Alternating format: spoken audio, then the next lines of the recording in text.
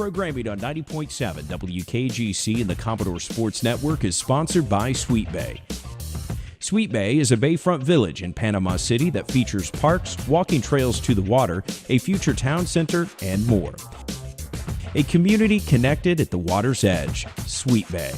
More information about Sweet Bay online at sweetbayfl.com or 844-35-SWEET. This is Coach's Corner. Welcome, Commodore fans, to Coach's Corner, a production of Gulf Coast State College and the digital media program here. I want to thank the folks at Sweet Bay for sponsoring Coach's Corner. Coach Scovel and I will talk about 3 games the Lady Commodores have played and big games coming up, but truthfully, they're all big games. So, Lady Commodores 16-3 overall, 4-2 in the panel conference, state coaches poll ranked number 2, and the NJCA national poll ranked number 7. So, 4-2, halfway through the conference. That's a great start, Coach. Well, it is for this year. This team, it has to be. We're in second place, half a game out of ahead of Chipola, and 1 game behind first. So, after the halfway mark, we feel pretty good. Feel pretty good. So we're going to back up. Last week we didn't have Coach's Corner, so 2 Saturdays ago we played Chipola. Chipola and Gulf Coast, always a big rivalry. Yeah. We go at it, we've always gone at it.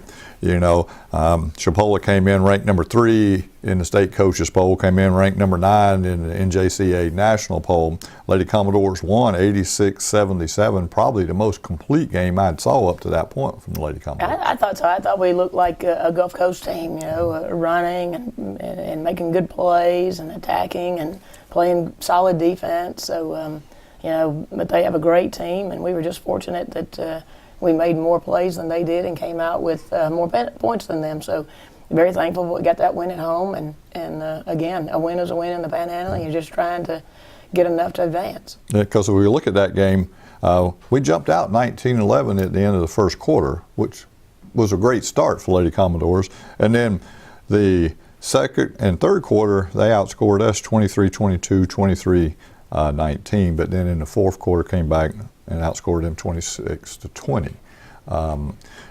So that game was right there, and it was just a war on both sides. Yeah, it was, and it was well played. As a fan, that would have been, it's good basketball. Both teams played some good basketball, made good plays, and made good defensive stops. And like we say, we were just able to execute a little more or a little better at the end and came away with a win. But great victory for us, and again, you don't get to celebrate it too much. So if it doesn't sound like I remember anything, I just get to the next game as quick as the first one's over. So, and a good 4 of your 5 starters finished with double figures. So that's good all over around scoring there. That's where I thought we looked like a Gulf Coast team of having some diversity and having more weapons and just having to rely on one person. So that was the first game out of the whole season that we looked like our normal selves and looked like a team that utilized all of their weapons. And played against Coach Chipola. They can play defense now. Yeah, they're good. They're really aggressive. You shoot past anything, their fingertips, hands in the ball, they're there, they're in your grill. Absolutely. And so ladies did a nice job there. So then Tallahassee came to town, ranked number 4 in the state coaches poll, ranked number 10 in the NJCA national poll. We defeated them the first game of the season in double overtime in their place, but we came up 3 points short, 79-76. That was an exciting game too. Went down to end of game situations. We had a 3-point shot, with a few seconds left, and it didn't fall for us to be able to go into overtime. But again, it's all one possession it ends up being the difference in these games. And they this time had the better possessions than we did, and came out with a 3-point win. And but when you got the defending national champions that are 2-4 in conference play, it just goes to show you how tough our conference is. Yes, and we were fortunate at their place because we were down and got back into it and got it into overtime, then to double overtime, and so and this is one possession, 2 quarters. The first and fourth quarters we scored exactly the same amount of points, 15 points each in the first quarter. In the fourth quarter we scored 18 points each. Yeah. And then tied the second quarter, so that tells you just how close it was in there. 3 of the 5 had double figures. Alexis Dye with 14 points and 10 rebounds, so she had a double-double that night. Yeah. So, so from that standpoint, Marshall off the bench with 10 points for the Lady Commodores. Yeah, she did a great job that night defensively on the boards. That was a key player for us against Tallahassee. Even though we lost the game, she showed that she could really help us going down the stretch. And of course, we started the next game for defensive purposes that we're going to talk about here in a minute. So, and in that case, there's a case where, you work hard in practice, and hopefully you can move it to a game. So she's worked hard in practice, moved it to a game, and then you can see the progress there. Yeah, transferred to live play, and that was a good game for her. Now, with all of us, everything's a work in progress. That we, 2 people might have a good game and the other 3 don't, or vice versa. And against Chipola, we had a lot of players to have a good game. It was a great team win. So it's that work in progress of trying to get everybody on the same page at the same time, doing all the right things at the right time. And, we're still working on that. And, luckily, we're not as good as I think we can get, all of us having so much diversity, but at least we're in all these games and competing. And if we get that piece figured out, then we're going to be a lot more competitive. So, and one of the things that Herman and I have talked about, Ostu-Gay now starting to hit the long ball, which means they can't double down. Right. So that's been a tremendous help for the Lady Commodores. Absolutely. If she could consistently do that, it would sure open up that post, because we do have outside shooters with Brittany and Naomi and Dee Dee. We have some weapons. It's just all not come to play, when we get against the Panhandle teams, and like we say, against Chipola it did. So we just have to continue to work, and we are. It's been inconsistent. It's been tough, but we are working at that. And for us to, be in second place with, half a game out and 1 game away from first at this point, with all the things that we're fighting and all the things that we need to get better at, I'm optimistic that we can continue to get better. Yeah, now, with the Northwest Florida, ranked number 1 in the state coaches poll, ranked number 1 in NJCA national poll, was unbeaten at that time. Right. And come out with a 63-58 victory, a huge win on the road in the arena at Northwest Florida State. Oh, absolutely. That was big. I didn't fear their arena as I did most, because we played, a bunch of our games when we had to, get out of our venue for the first couple weekends. So I didn't fear the venue, but I did fear the fact that their home crowd, it was a great crowd, great atmosphere, the noise, the band, and, but we handled that well, and both teams played pretty solid. Made some good plays, made some good defensive stops for 3 quarters. And then I thought the 4th quarter was kind of sloppy by both teams, especially the last, minute 38 lasted about 5 hours, it seemed like. I know as a fan it was really bad, and, missed 7 out of 8 free throws and down the stretch. So we definitely have to change that. When you get in that point and you have a 5-point lead, 6-point lead, and you go to the line, you got to knock them down. Yep. So again, we can miss a few free throws, but not that many. Especially in the 4th quarter. Not down the stretch at end of game situations. So we'll definitely, we keep saying we'll work on that. Well, there's so many things to work on. There's not enough time in the day to work on all the things that we need to improve. But we're going to continue to emphasize what we need from game to game, and hopefully, get some more wins. And we missed those free throws, but we finished 12 of 20. So up to that point, we were shooting well from the free throw line. And then when we got down there, when we could have really iced the game, we missed those. And we did. But like you said, they was just strange turnovers on both sides of the ball. Both sides, right. We'd miss a free throw, and then they'd give it back to us, and we'd miss another free throw, and they would go down and turn it over or miss a shot. So. And then the ball was loose at the end, and we have the ball, but it's like, okay, the clock's still running to protect the ball, and but. A huge win there. Brittany Davis with 19.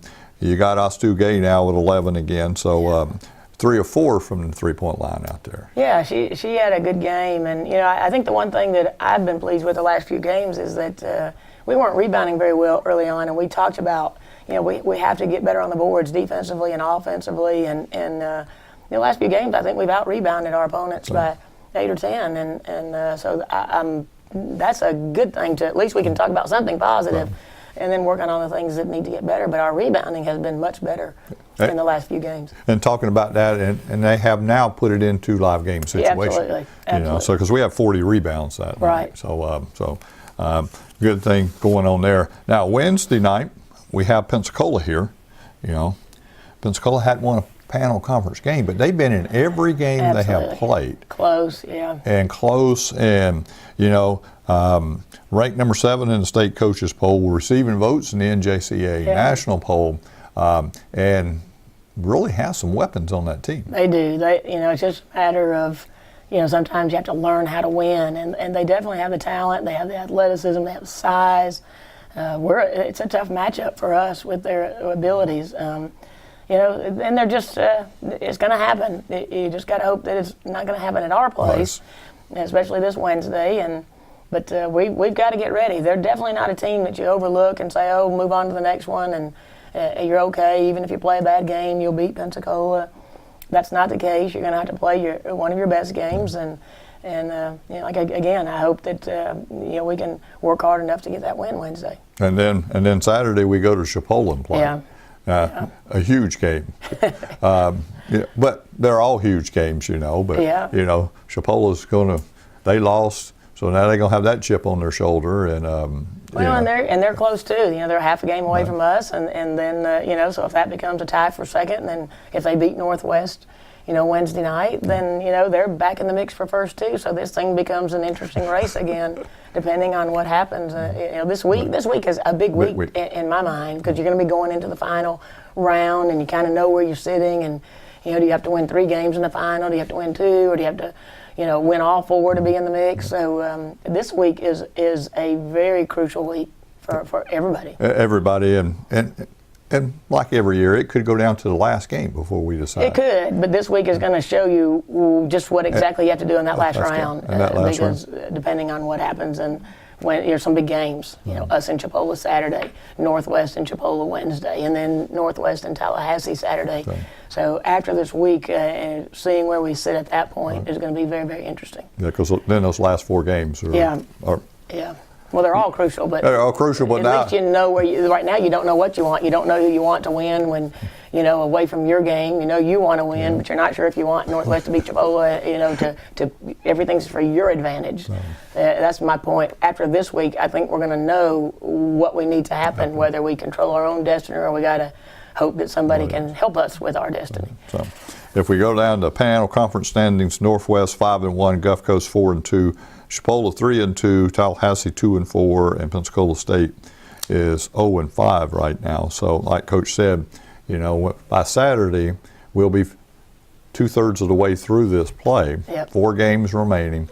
We got to go to Tallahassee and play. We got to go to Pensacola and play. Fortunately, or unfortunately, you never know. We'll have Northwest and Chipola here to close out the season. Right. Well, we've won more on the road than we have at home, which is interesting, but may be a reflection of our fall season. And sometimes you never know.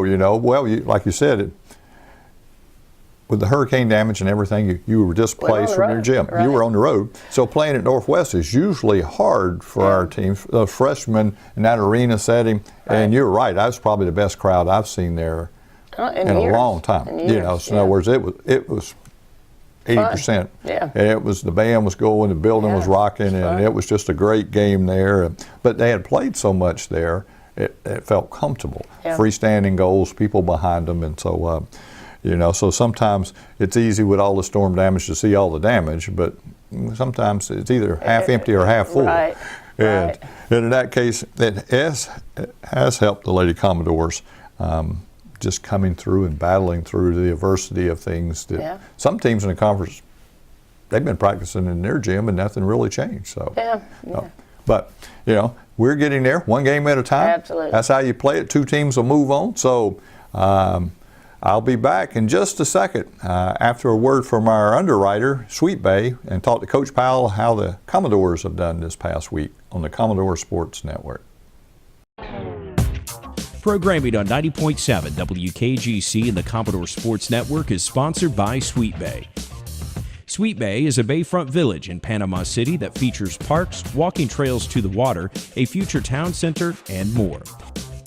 A community connected at the water's edge, Sweet Bay. More information about Sweet Bay online at sweetbayfl.com or 844-35-SWEET. Welcome back, Commodore fans. Coach Jay Powell and I will talk about the Commodores. Played 3 games in the last week or so, and then 2 big games coming up this week. Commodores 12-11 overall and 0-6 in the Panhandle Conference. On January 19th, we played Chipola here, ranked number 3 in the state coaches poll. They were ranked number 8 in the NJCA national poll. They defeated us 84-75. You know, the first quarter or first half, 36-26, they outscored us, but second half we outscored them 49-48. So the Commodores made some adjustments at halftime, come out and played. But let's talk about that game, Coach. Chipola has a real nice squad. Coach Foley's doing a good job with them. We came out, and we didn't come out that game or the next one we'll speak about really with the great urgency, I guess you would say, that you want your team to come out with, and then we kind of got going. I think we were down like 13 or 14 points in the first like 5 minutes of the game. Couldn't make a bucket. Doggone it, I would, you know, we got a few shots around the hoop and just didn't go in, and but then we kind of settled in, and from that point, kind of like what you were saying, first half, second half, but maybe even started before halftime, we were right there with them and played with them probably the last 30, 35 minutes. We just needed to get off on a better start that night. But, you know, and I'll say this several times today, I'm sure, I mean, the men are competing. They're playing hard and trying to stick together, and you know, they want to win. Not maybe not as badly as the coach does, but they want to win, and they're still working. And so working hard there. You know, if you look at Chipola's 4 to 5 starters in double figures, and then a double figure off the bench, you know, so that's pretty balanced scoring. Yes. Every coach would love to see 4 or 5 starters in doubles. No doubt. And no doubt there. So, but Owens with 21 and Rivera with 20. It was nice outing for those 2 young men.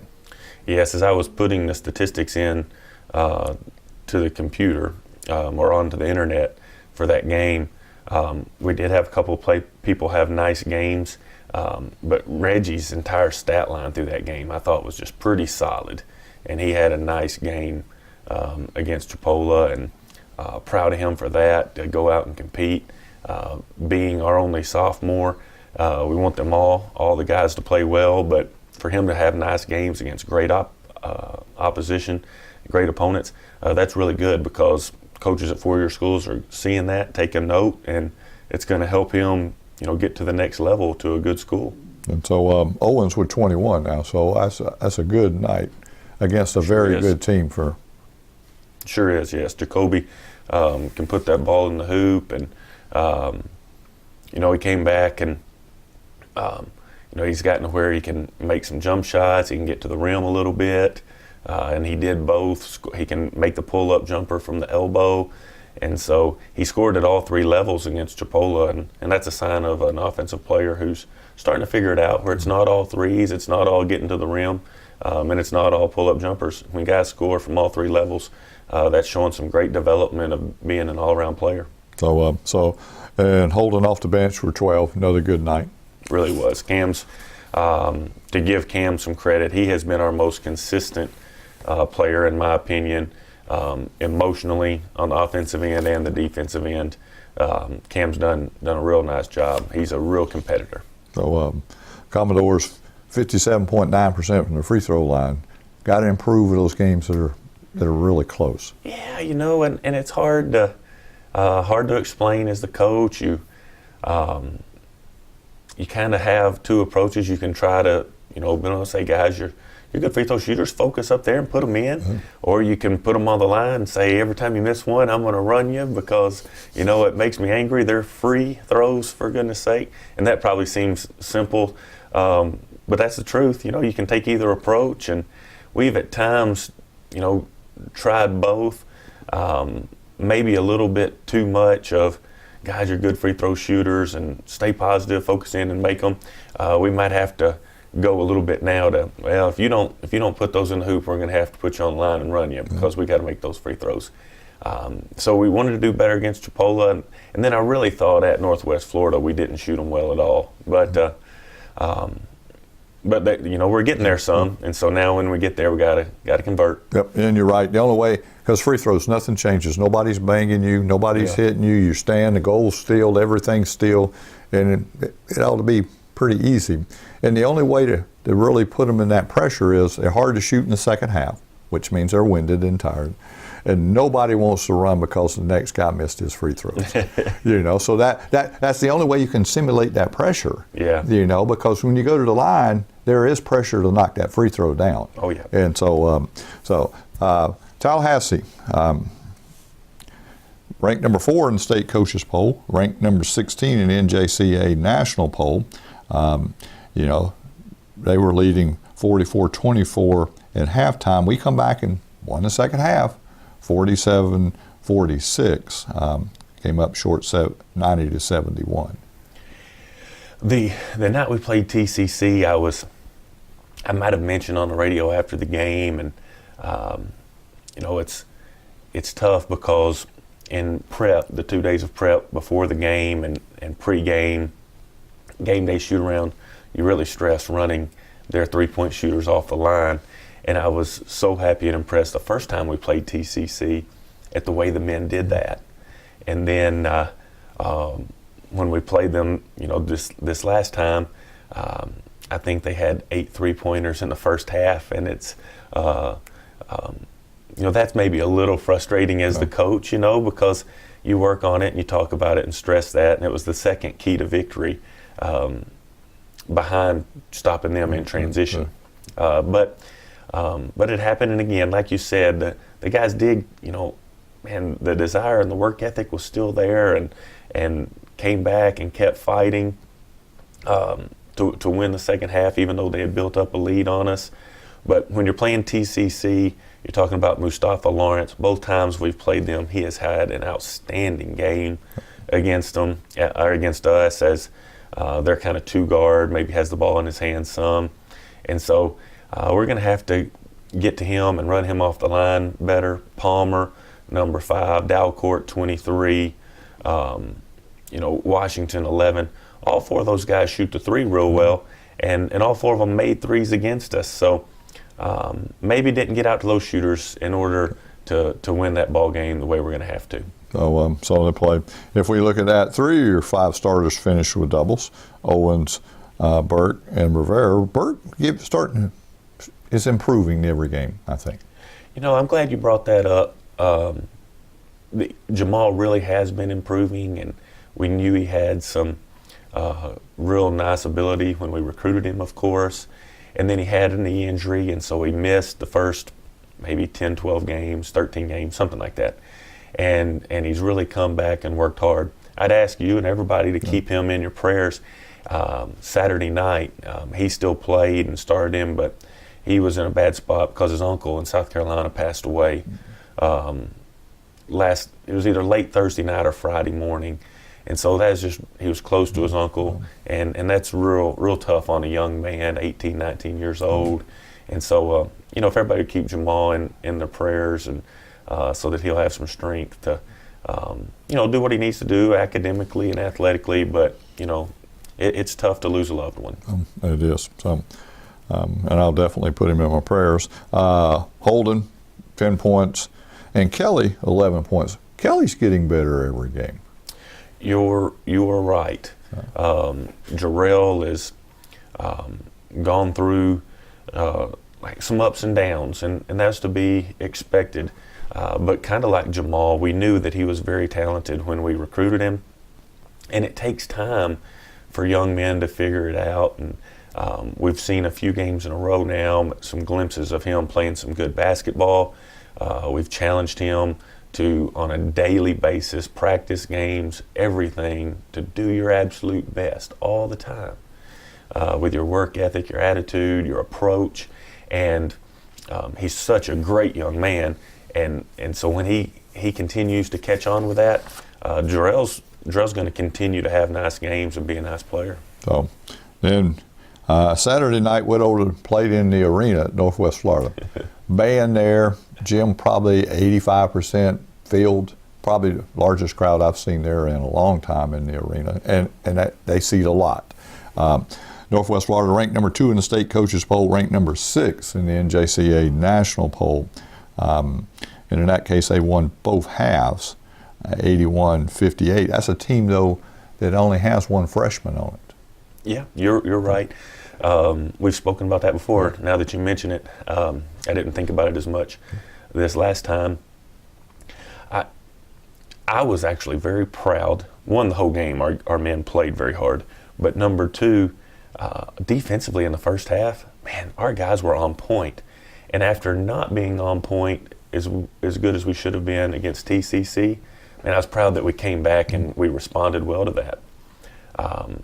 The issue on Saturday is we couldn't put that ball in the hoop for anything. If we look at 3-point percentage, overall field goal percentage, and free throw percentage, we just really had trouble shooting the basketball. And it's tough on the guys in this way too. I guess I'm kind of making excuses for them, but I love them, you know, and they're playing hard for the college and for me and for each other. And so it's hard when you're having trouble putting the ball in the hoop. Young team, but that is what it is at this point. You're having trouble putting the ball in the hoop, and then you're playing against some guys, and you're playing really hard defensively, and they're making some step-back 19-footers, and their centers who, Vila, 10, he has, but their other center, you know, I don't know if he's shot many threes all year. Well, I know he hasn't shot many all year. You know, he made a 3 and made number 42, their other post player, he made a 18-footer.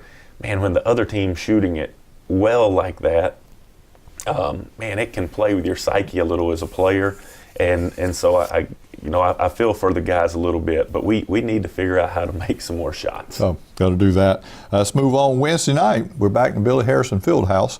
Pensacola will be here. They're 13-9 overall, 1-4 in the panel conference receiving votes in that state coaches poll. Pensacola coming to town. What do you think? Well, we've broken down film yesterday and this morning already to try to find a couple of little things that we can do to get some more buckets against them. We were tied with them at halftime last time we played. They do prefer for the game to be fairly methodical, and so we need to be on the defensive end, I'd say aggressive. I can't tell you that the things that we're necessarily going to do to try to be aggressive on the defensive end against Pensacola, but we're wanting to force the action a little and have our guys play with some freedom and some confidence to try to get some buckets and some easier buckets. And then we want our defense to be top level as well. But it should be a really good game Wednesday night. It'll be a good game. And then Saturday we go up and play at Chipola. Gulf Coast and Chipola, always a rivalry. Got to go play in their house. Tough place to play, Coach. It is. You know, they beat TCC big at their place. They're going to play Northwest Florida at their place on Wednesday night. Pensacola played them pretty tough at Chipola this year. So it is a tough place to play, but you know, and they're going to have a good crowd on a Saturday evening.